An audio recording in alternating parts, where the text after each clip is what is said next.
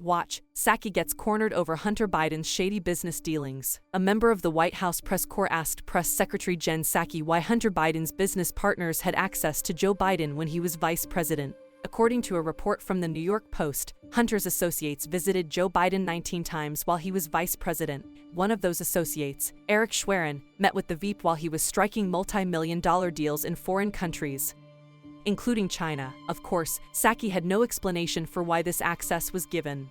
On Hunter Biden, the New York Post is reporting, looking at White House visitor logs, there were 19 visits to the White House while the president was vice president by Hunter Biden's business partner, including one with the vice president.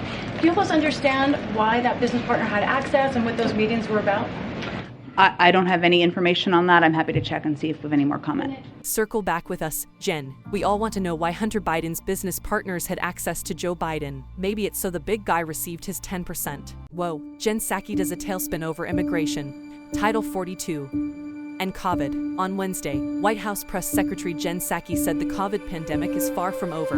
So there's no question that we're in a moment, a different moment in our fight against COVID. But we also know COVID isn't over and the pandemic isn't over. Isn't that interesting? They're talking out of both sides of their mouth. On one hand, they're saying COVID is a threat, but it's not enough of a threat to keep Title 42, a public health measure, in place. Title 42 was established under the Trump administration to keep COVID from spreading via illegal immigrants. Title 42 gives DHS the power to deport people based on a public health crisis, something the Biden administration says is still an issue with COVID at play. But instead of applying logic and keeping Title 42 in place, the Biden administration wants to allow anyone and everyone into the United States, regardless of its impact on Americans. Thanks for harming us again, Joe. Keep up the great work. Biden's new plan for student loans is super unfair, as Americans face record high inflation and all economic indicators suggest we are headed towards a recession.